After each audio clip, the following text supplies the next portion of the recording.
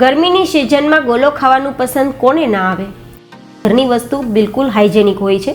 તો આજ ડિમ્પલ્સ ડિશીસમાં બધી જ ટિપ્સ સાથે મશીન વગર ગોલો કઈ રીતે ઘરે તૈયાર કરવો તે પણ રેસીપી શેર થશે. તો ચલો બનાવીએ. તો જેમના માટે પહેલાં સિરપ તૈયાર કરી લઈશું અને સિરપ માટે એક કડાઈમાં 1 કપ જેટલી હું સાકર ઉમેરું છું.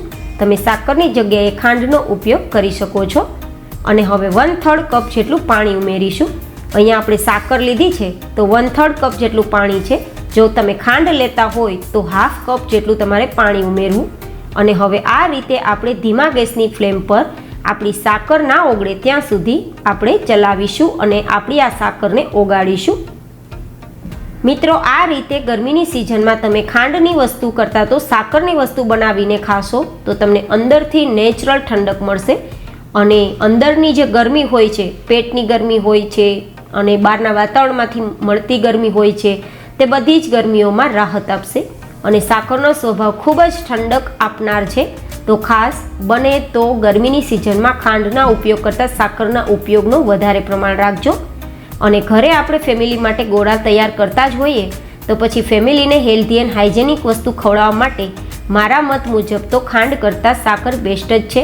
તો મેં અહીંયા સાકરનો ઉપયોગ કર્યો છે.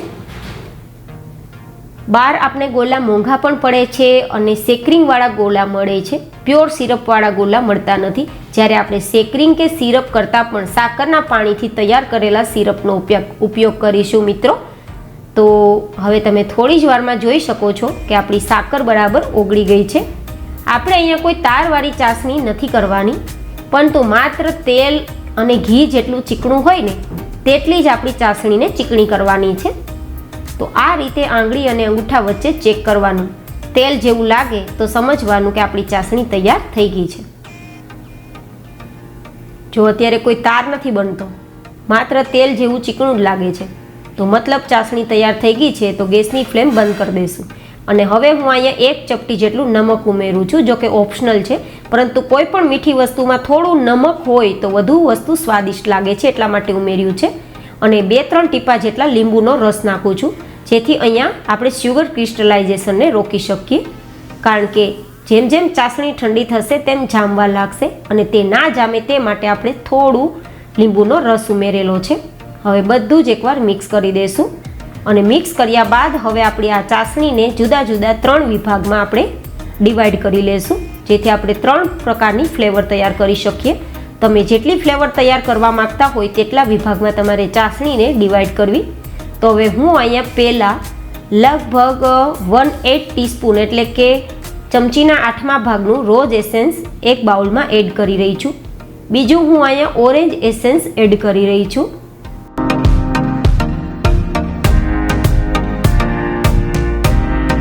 ત્રીજું અહીંયા આપણે ખસનું ફ્લેવર એડ કરી રહ્યા છીએ.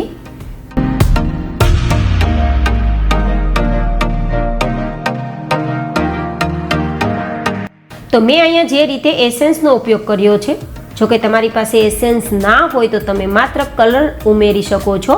અને કલરની સાથે થોડું ગુલાબ જળ ઉમેરી દેશો તો સરસ મજાના ગોલામાં ફ્લેવર આવશે. તો કલર અને ગુલાબ જળ તો હર જગ્યાએ તમને મળી જ જશે. કદાચ તમને ફ્લેવર ના મળે તો ટેન્શન ના લેતા. તો હવે આ સિરપને આપણે ઠંડુ કરીશું. ફ્રીજમાં રાખવાની જરૂર નથી, માત્ર આપણે ઠંડુ જ કરવાનું છે. રૂમ ટેમ્પરેચર પર રાખીને પણ ઠંડુ કરી શકીએ છીએ. તો હવે આપણે અહીંયા ઇન્સ્ટન્ટ માવા મલાઈ તૈયાર કરીશું. તો જેમના માટે કડાઈમાં લગભગ 4 મોટી ચમચી જેટલો મિલ્ક પાવડર ઉમેરીશું. આ મિલ્ક પાવડર તમને નાના મોટા પ્રોવિઝન સ્ટોરમાં માત્ર 10 રૂપિયા જેટલા ઓછા ભાવમાં મળી જશે. અને સાથે 2 ચમચી જેટલી ખાંડ ઉમેરીશું.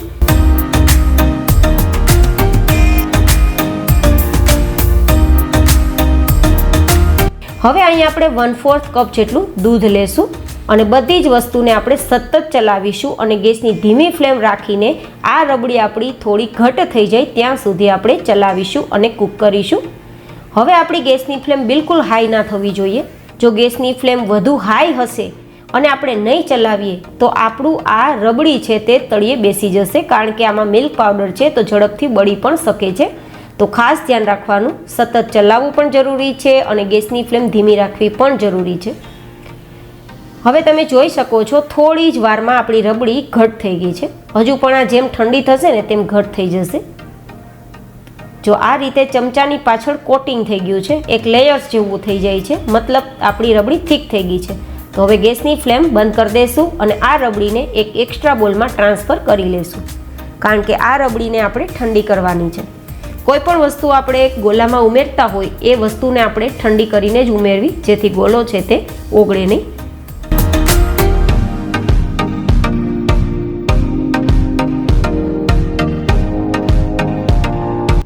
તો હવે આ રીતે આપણે ટચ કરીએ તો પણ આપણી રબડી આપણે ગરમ ના લાગવી જોઈએ, એકદમ ઠંડી થઈ ગઈ છે.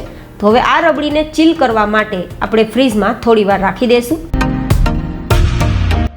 અને ગોલાને સજાવવા માટે મેં થોડા અહીંયા ગાર્નિશિંગ એસેસરીઝ લીધી છે.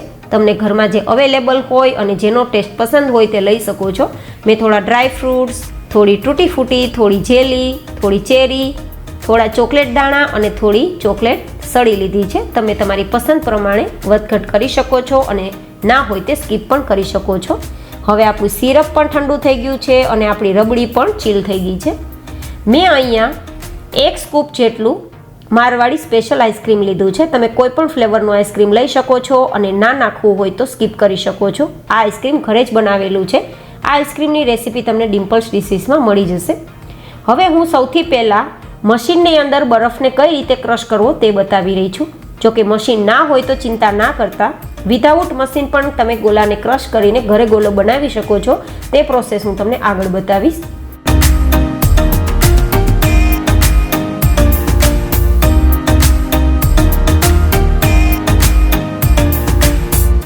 તો આ જ રીતે તમને ક્રશ થયેલો ગોલો મશીન વગર બનાવવો હોય તો પણ તમે બનાવી શકો છો. તો જેમના માટે હર ઘરમાં અવેલેબલ મિક્સચર હોય છે, તો મિક્સચરનું આપણે જાર લેવાનું અને તેમાં 10-12 ટુકડા જેટલા બરફના ઉમેરવાના. જો તમારી મિક્સચર જારની બ્લેડ થોડી નબળી હોય તો આ બરફના ટુકડા જેટલી સાઇઝમાં છે તેનાથી વધુ નાના બનાવવાના અને વધારે નાના ટુકડા હોય તે તમારે મિક્સર જારમાં ઉમેરવા, જેથી તમારા મિક્સર જારની બ્લેડ તૂટે નહીં. તો હવે આ રીતે 10-12 ટુકડા મિક્સર જારમાં બરફના ઉમેરી અને પછી ઢક્કણ ઢાંકી અને જે મિક્સર જારમાં પલ્સ બટન હોય તે પલ્સ બટન ઉપર તમારે આ બરફને ક્રશ કરવાનો. પણ જો પલ્સ બટન ના હોય તો મિક્સર જારને ચાલુ બંધ કરીને પછી તમારે ક્રશ કરવાનો. તો આ રીતે તમને બરફમાંથી સ્નો તૈયાર થયેલો દેખાશે.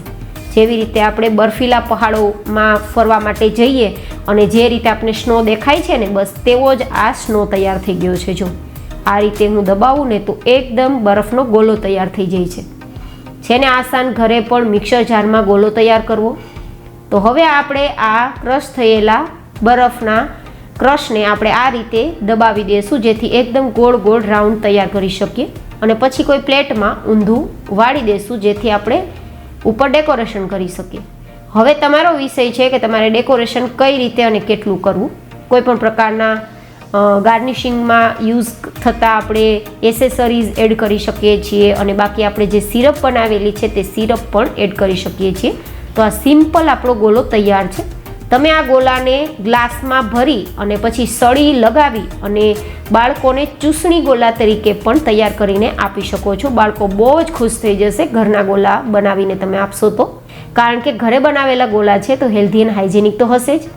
તો હવે આપણે સેકન્ડ માવા મલાઈ ગોલો તૈયાર કરીએ. તો બધી જ પ્રકારના સિરપ પહેલાં તો ઉમેરી દઈશું. ઉપરથી તૈયાર કરેલી માવા મલાઈ રબડી એડ કરી દઈશું. 1 સ્કૂપ જેટલું આઈસ્ક્રીમ લીધું છે તે ઉમેરી દઈશું અને બાકી આપણે જે લીધેલી એસેસરીઝ છે તે ઉમેરી દઈશું. અને ઉપરથી જો કોઈ વધારાના સિરપ એડ કરવા હોય તો એડ કરીને સર્વ કરીશું. તમને કઈ રીતે સર્વ કરવું છે તે તમારી ચોઈસ પ્રમાણે રહેશે. પરંતુ તમને મારી આજની આ રેસીપી કેવી લાગી અને ઘરે જ ગોલાને મશીન વગર ક્રશ કરીને તૈયાર કરવો હોય તો કઈ રીતે કરી શકાય તે જુગાડ તમને કેવો લાગ્યો તે પણ મને કોમેન્ટમાં ફીડબેક જરૂર શેર કરજો. બહુ જલ્દી મળીશું એક નવી જ રેસીપી સાથે. ત્યાં સુધી હંમેશા ખુશ રહો, હસતા રહો. Take care and bye bye.